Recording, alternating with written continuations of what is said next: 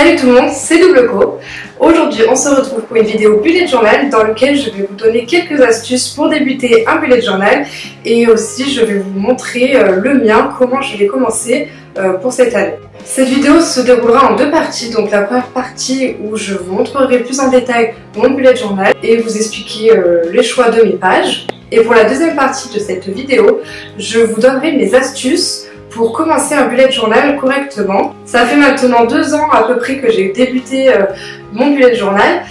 Du coup, je pense que j'ai acquis de l'expérience en ce domaine et des petites astuces que je vais vous donner à la suite de cette vidéo. Alors voici mon bullet journal. Il se présente comme ceci. Donc c'est de la marque Toga. Je l'ai eu à Cultura. Donc je l'ai acheté à Cultura. Il est vraiment tout simple. C'est juste des pointillés, il n'y a rien d'autre à l'intérieur. Il n'y a même pas de numérotation de page, parce que je ne souhaitais pas les numéroter. Il y en a qui préfèrent faire un sommaire, enfin des index, qui numérotent toutes leurs pages, mais moi je ne vois pas l'intérêt parce que ça se suit, je sais à peu près où sont mes pages. Donc là j'ai fait des croquis de fleurs pour décorer un petit peu.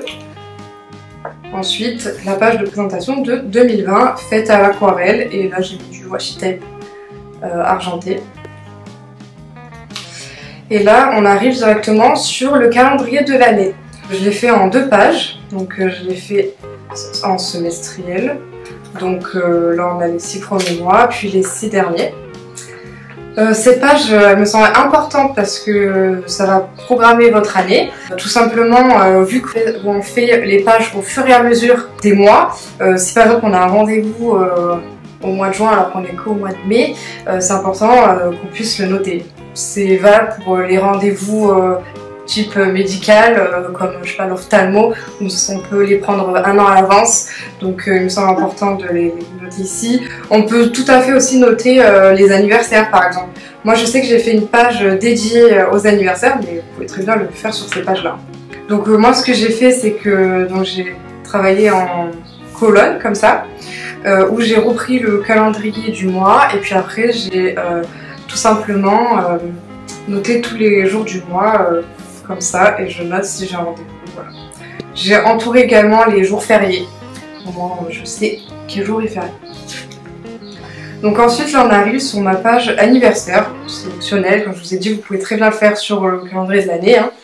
Mais moi j'ai décidé de le faire là, donc j'ai tout simplement mis les mois et noté le jour et puis la personne. Ensuite, moi je me suis fait un petit tableau YouTube que j'ai appelé YouTube, tout simplement pour m'aider à m'organiser dans mes vidéos. Donc là je mets le titre de la vidéo, pour savoir, là c'est un petit script pour quand je l'ai écrit la vidéo, quand je l'ai filmé, quand je l'ai monté, quand j'ai fait la miniature, quand je l'ai posté sur YouTube et quand j'ai fait ma petite annonce sur Instagram. Voilà, donc à chaque fois au fur et à mesure je coche quand c'est fait. Ensuite, vu que je suis en alternance, j'ai des semaines d'école, donc j'ai tout simplement imprimé mon calendrier. Donc comme là j'ai recommencé mon bullet en janvier, donc j'ai fait de janvier à juin, donc mes périodes d'école et mes périodes d'entreprise. Et j'ai également imprimé mes UE avec mes différents profs et tout pour m'organiser, voir quel cours correspond à quoi, etc.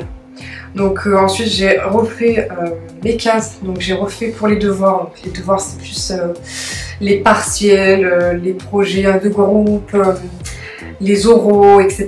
Donc je me suis fait un petit calendrier d'école, donc avec eux mes semaines où j'ai école, ça sert à rien de faire toute l'année. Ensuite j'ai fait une page objectif de l'année. Donc là 2020, c'est un peu, si vous voulez l'appeler, les nouvelles résolutions, enfin vos objectifs de l'année, on va dire ça comme ça. Il me semble important de les noter parce qu'au moins on pourra toujours revenir dessus et dire ah oui c'est vrai, mon objectif c'est ça. Comment je vais faire pour l'atteindre, et toute l'année, tous les mois on va se donner les moyens d'y arriver. Bon ça peut être des trucs toutes bêtes, bon, je les ai cachés là parce que c'est assez personnel. Mais ça peut être des choses toutes bêtes, profiter de la vie, voir vos amis, votre famille, profiter tout simplement, ou des objectifs professionnels ou personnels, des choses que vous voulez accomplir.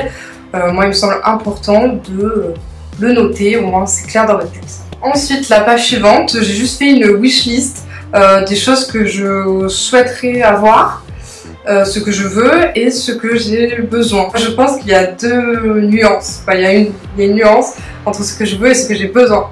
Des fois, tu as juste envie d'acheter un truc pour le plaisir et des fois, tu as vraiment besoin de t'acheter ce truc. Je sais pas, typiquement, un trépied là. Typiquement, j'ai vraiment besoin d'un trépied parce que là, j'ai posé ma caméra sur mon détendoir à linge. Donc je suis un peu en galère à chaque fois pour filmer, mais du coup le trépied devrait pas arriver très prochainement. Donc ça voilà, j'en ai besoin par exemple. Je suis amusée à faire un petit dessin, enfin, parce que j'aime bien dessiner, mais bon, tout simplement. Ensuite on arrive au mois de janvier. Du coup je fais toujours une petite illustration, une page de présentation du mois.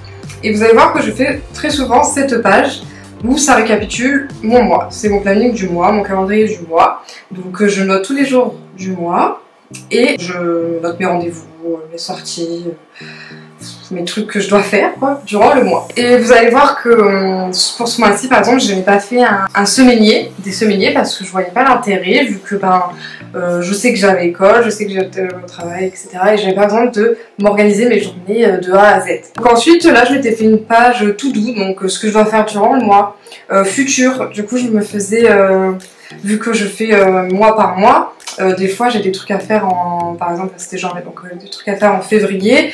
Du coup, je me dis, ah ben voilà, en février, il y a ça. Au moins, je le reporterai quand je ferai ma page de février. Ensuite, mon but. Voilà, mon goal du mois, on va dire. J'aime bien aussi mettre des petites photos que j'imprime à l'aide d'une imprimante Bluetooth qui est très, je crois que c'est une HP, elle est très pratique, très bien. Moi je l'aime beaucoup, hein, très bien. Donc je mets soin des petites photos. Et après je me fais des choses à tester. Par exemple là j'avais mis essayer les techniques de base à l'aquarelle. Et après je me fais des fois une petite page souvenir avec des petites photos que j'imprime avec ma petite imprimante Bluetooth.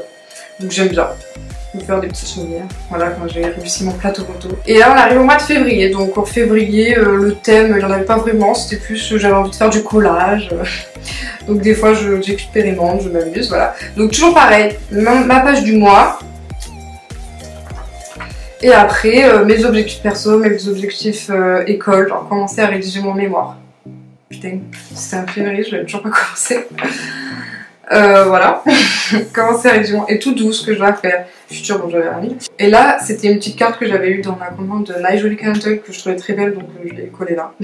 Et là, en mars 2020, alors j'avais pas eu trop le temps de faire mon bullet journal, donc ce qui est pratique, c'est que j'avais acheté des stickers chez Action. Donc vraiment, chez Action, les stickers sont top. Je vous les conseille.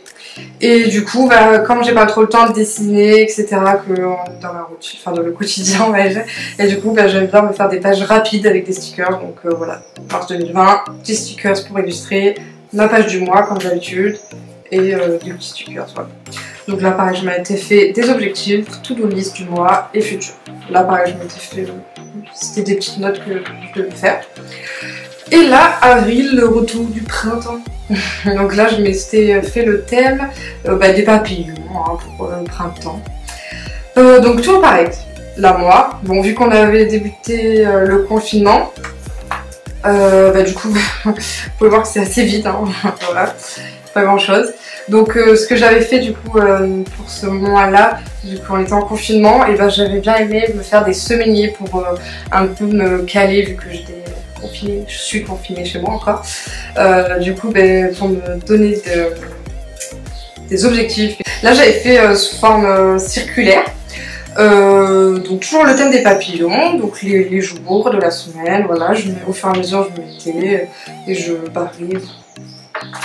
Ensuite la deuxième semaine, donc d'avril, donc pareil là j'avais fait sous forme de planning, sous forme rectangulaire on va dire, hein. Là pareil j'avais fait sur une autre forme, j'ai bien expérimenté, changé, et là j'étais revenue sur un rond, sur la forme circulaire. Donc là il me restait 3 jours donc je les ai notés ici. Et là, je m'étais noté les choses à faire après le confinement que je ne pouvais pas faire maintenant. Donc par exemple, essayer moto chez Triomphe, vu que tout est fermé, on ne pouvait pas le faire. Et là, on arrive en mai. Donc j'ai fait une vidéo bullet journal la semaine dernière, si vous voulez aller la retrouver, concernant ce mois de mai. Si ça vous intéresse de reproduire les pages, il n'y a pas de souci. si ça vous donne de l'inspiration. Donc là pareil, présentation, mon petit moi, comme ça. Donc là j'espère que ce sera un peu plus rempli vu qu'on sera bientôt plus au confinement. Fin du confinement. Voilà, et là sous... bon, j'ai commencé à remplir.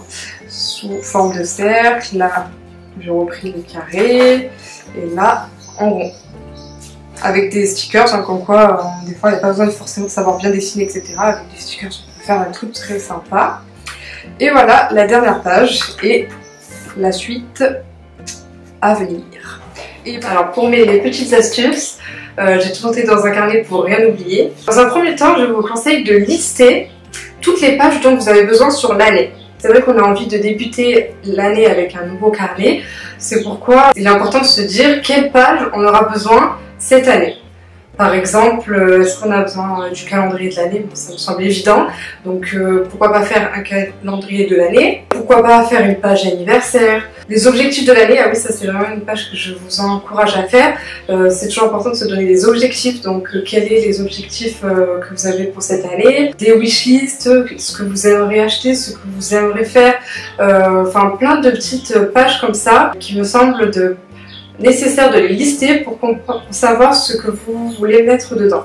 Je pense qu'il faut commencer au crayon à papier parce qu'on n'est pas sûr, de soi, et du coup c'est intéressant de commencer au crayon à papier pour ensuite repasser au stylo.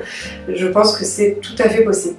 Ensuite, mon prochain conseil, c'est pas forcément se perdre avec autant de dessins, de pages complexes, etc. Je pense qu'il faut rester simple. Pour les premières fois, je pense que la simplicité est super importante parce que des fois on va se perdre dans des pages hyper complexes à faire des graphismes, des dessins de fou, alors qu'en soi, un bullet journal c'est fait pour être pratique et vous aider à être organisé.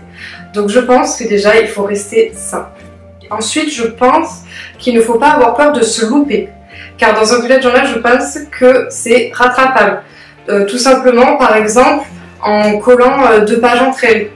Si par exemple on s'est trompé sur cette page, je dis n'importe quoi, pourquoi pas les coller entre elles, et ni vu ni connu, on voit pas que la page est une catastrophe, on va dire. Ou pourquoi pas découper une page à la fin de votre bullet pour la recoller par-dessus, sur la page que vous êtes trompé. Il y a toujours moyen de se rattraper, donc ne pas avoir peur de se tromper. De toute manière, c'est qu'un carnet, c'est pas grave. C'est vrai qu'au début, j'avais peur,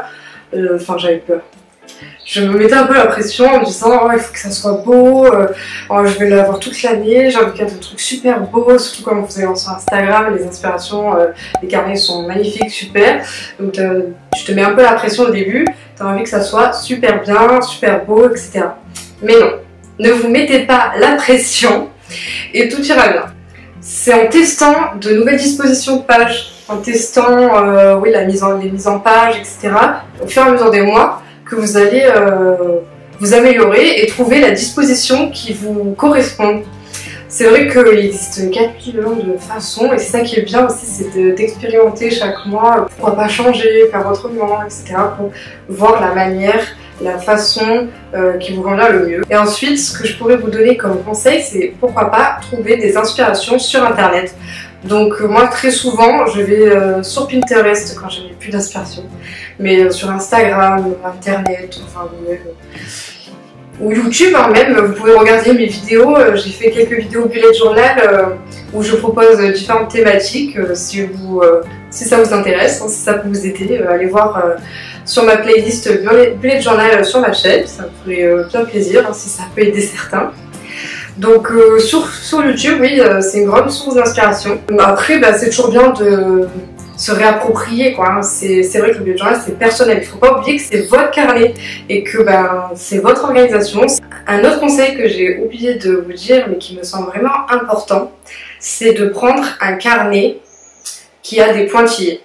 Parce que ça va vraiment vous aider et vous simplifier la vie pour tracer des traits droits, des tableaux, des cadres. Au moins ça va vraiment vous aider et pas besoin de mesurer, de prendre une équerre, etc. Après vous prenez le carnet de la taille qui vous convient le mieux. Moi je sais que c'est un carnet, je sais pas comment ça doit être. C'est quoi ça? C'est A5? Voilà, c'est la fin de cette vidéo. Donc si cette vidéo vous a paru utile ou intéressante, n'hésitez pas à me le dire en commentaire ou à aimer et à partager cette vidéo. Ça me ferait vraiment plaisir. Et je vous dis à mercredi prochain pour une prochaine vidéo. Ciao!